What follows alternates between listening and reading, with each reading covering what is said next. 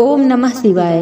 प्रिय भक्तजनों, आज मैं आपको शिव पुराण की कथा का श्रवण करा रही हूँ। अगर आप यह पवित्र कथा सुन रहे हैं तो पूरा सुने, इसे आधा अधूरा छोड़कर जाने की गलती ना करें। इस पवित्र कथा को पूर्ण भाव और निष्ठा के साथ सुने और भगवान शिव का आशीर्वाद प्राप्त करें। श्री सूत जी ने भी कहा है, वह मनुष्य धन्य है जिसके मन में शिव पुराण कथा को सुनने के लिए अपार प्रेम व लालसा है। संपूर्ण सिद्धांत से संपन्न, भक्ति को बढ़ाने वाले तथा शिव जी को संतुष्ट करने वाला अमृत के समान दिव्य शास्त्र है यह शिव पुराण। यह स्वयं शिव जी ने कहा है। यह पुराण कलयुग में मनुष्य के हित का परम साधन है। यह मनोवांछित फलों को देने वाला है। इससे मनुष्य निष्पाप हो जाता है तथा इस लोक में सभी सुखों का उपभोग करके अंत में शिवलोक को प्राप्त करता है। मनुष्य को पूरी भक्ति एवं संयम पूर्वक इसे सुनना चाहिए। जो मनुष्य प्रेम पूर्वक इसको सुनता है वह निसंदेह पुण्यात्मा है। भगवान शिव उस मनुष्य पर प्रसन्न होकर उसे अपना धाम प्रदान करते हैं। वे सदा सुखी रहते हैं, अतः सदा प्रेम पूर्वक इसे सुनना चाहिए। चलिए कथा को प्रारंभ करते हैं। आज आप शिव पुराण के विद्येश्वर संहिता के 20वें अध्याय एवं उससे आगे के अध्याय की कथा सुनेंगे। अगर आपने इससे पहले शिव पुराण महात्म के 7 अध्याय तथा विद्येश्वर संहिता के 19वें अध्याय तक की कथा नहीं सुनी है तो इससे पहले की कथा अवश्य सुने, जिसका लिंक ऊपर आई बटन और नीचे डिस्क्रिप्शन बॉक्स में दिया गया है। चलिए विद्येश्वर संहिता के 20वें अध्याय की कथा प्रारंभ करते हैं। ओम नमः शिवाय। पार्थिव लिंग पूजन की विधि। पार्थिव लिंग की श्रेष्ठता तथा महिमा का वर्णन करते हुए सूत जी ने कहा, हे श्रेष्ठ महर्षियों, वैदिक कर्मों के प्रति श्रद्धा भक्ति रखने वाले मनुष्यों के लिए पार्थिव लिंग पूजा पद्धति ही परम उपयोगी एवं श्रेष्ठ है तथा भोग एवं मोक्ष प्रदान करने वाली है। सर्वप्रथम सूत्रों की विधि से स्नान करें। संध्या उपासना के उपरांत ब्रह्म यज्ञ करें। तत्पश्चात देवताओं, ऋषियों, मनुष्यों और पितरों का तर्पण करें। सब नित्य कर्मों को करके शिव भगवान का स्मरण करते हुए भस्म तथा रुद्राक्ष को धारण करें। फिर पूर्ण भक्ति भावना से पार्थिव लिंग की पूजा अर्चना करें। ऐसा करने से संपूर्ण मनोवांछित फलों की प्राप्ति होती है। किसी नदी या तालाब के किनारे, पर्वत पर या जंगल में या शिवालय में अथवा अन्य किसी पवित्र स्थान पर पार्थिव पूजन करना चाहिए। पवित्र स्थान की मिट्टी से शिवलिंग का निर्माण करना चाहिए। ब्राह्मण श्वेत मिट्टी से, क्षत्रिय लाल मिट्टी से, वैश्य पीली मिट्टी से एवं शूद्र काली मिट्टी से शिवलिंग का निर्माण करें। शिवलिंग हेतु मिट्टी को एकत्र कर उसे गंगा जल से शुद्ध करके धीरे धीरे उससे लिंग का निर्माण करें तथा इस संसार के सभी भोगों तथा संसार से मोक्ष प्राप्त करने हेतु पार्थिव लिंग का पूजन भक्ति भावना से करें। सर्वप्रथम ओम नमः शिवाय मंत्र का उच्चारण करते हुए समस्त पूजन सामग्री को एकत्र कर उसे जल से शुद्ध करें। भूरसी मंत्र द्वारा क्षेत्र की सिद्धि करें। फिर जल का संस्कार करें। स्फटिक शिला का घेरा बनाएं तथा क्षेत्र शुद्धि करें। तत्पश्चात शिवलिंग की प्रतिष्ठा करें तथा वैदिक रीति से पूजा उपासना करें। भगवान शिव का आवाहन करें तथा आसन पर उन्हें स्थापित करके उनके समक्ष आसन पर स्वयं बैठ जाएं। शिवलिंग को दूध, दही और घी से स्नान कराएं। रचाओं से मधु अर्थात शहद और शक्कर से स्नान कराएं। ये पांचों वस्तुएं दूध, दही, घी, शहद और शक्कर पंचामृत कहलाते हैं। इन्हीं वस्तुओं से लिंग को स्नान कराएं। तदोपरांत उत्तरीय धारण कराएं। चारों रचाओं को पढ़कर भगवान शिव को वस्त्र और यज्ञोपवीत समर्पित करें तथा सुगंधित चंदन एवं रोली चढ़ाएं तथा अक्षत, फूल और बेलपत्र अर्पित करें। नैवेद्य और फल अर्पित कर 11 रुद्रों का पूजन करें तथा फूल और बेलपत्र अर्पित करें। नैवेद्य और फल अर्पित कर 11 रुद्रों का पूजन करें तथा पूजन कर्म करने वाले पुरोहित को दक्षिणा दें। हर, महेश्वर, शंभु, शूलपाणि, पिनाकधारी, शिव, पशुपति, महादेव, गिरजापति आदि नामों से पार्थिव लिंग का पूजन करें तथा आरती करें।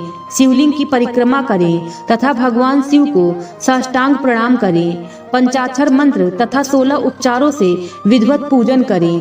इस प्रकार पूजन करते हुए भगवान शिव से इस प्रकार प्रार्थना करें। सबको सुख समृद्धि प्रदान करने वाले हे कृपा निधान भूतनाथ शिव, आप मेरे प्राणों में बसते हैं। आपके गुण ही मेरे प्राण हैं। आप मेरे सब कुछ हैं। मेरा मन सदैव आपका ही चिंतन करता है। हे प्रभु, यदि मैंने कभी भूलवश अथवा जानबूझकर भक्ति पूर्वक आपका पूजन किया हो तो वह सफल हो जाए। मैं महापापी हूँ, पतित हूँ, जबकि आप पतित पावन हैं। हे महादेव सदाशिव, आप वेदों, पुराणों और शास्त्रों के सिद्धांतों के परम ज्ञाता हैं। अब तक कोई भी आपको पूर्ण रूप से नहीं जानता है, फिर भला मुझ जैसा पापी मनुष्य आपको कैसे जान सकता है।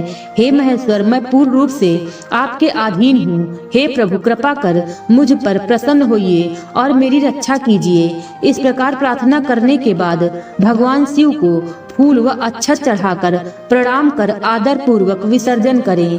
हे मुनियों, इस प्रकार की गई भगवान शिव की पूजा भोग और मोक्ष प्रदान करने वाली एवं भक्ति भाव बढ़ाने वाली है। विघ्नेश्वर संहिता के 20वें अध्याय की कथा यहीं पर समाप्त होती है। ओम नमः शिवाय। चलिए 21वें अध्याय की कथा प्रारंभ करते हैं। ओम नमः शिवाय। शिवलिंग की संख्या। सूत जी बोले, महर्षियों, पार्थिव लिंगों की पूजा करोड़ों यज्ञों का फल देने वाली है। कलयुग में शिवलिंग पूजन मनुष्यों के लिए सर्वश्रेष्ठ है। यह भोग और मोक्ष देने वाला एवं शास्त्रों का निश्चित सिद्धांत है। शिवलिंग 3 प्रकार के हैं, उत्तम, मध्यम और अधम। 4 अंगुल ऊंचे वेदी से युक्त सुंदर शिवलिंग को उत्तम शिवलिंग कहा जाता है। उससे आधा मध्यम तथा मध्यम से आधा अधम कहलाता है।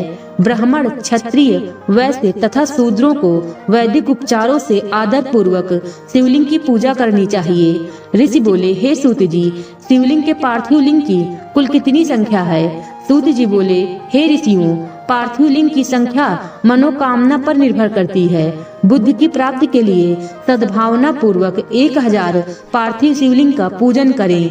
धन की प्राप्ति के इच्छुक 1500 शिवलिंगों का तथा वस्त्र प्राप्ति हेतु 500 शिवलिंगों का पूजन करें।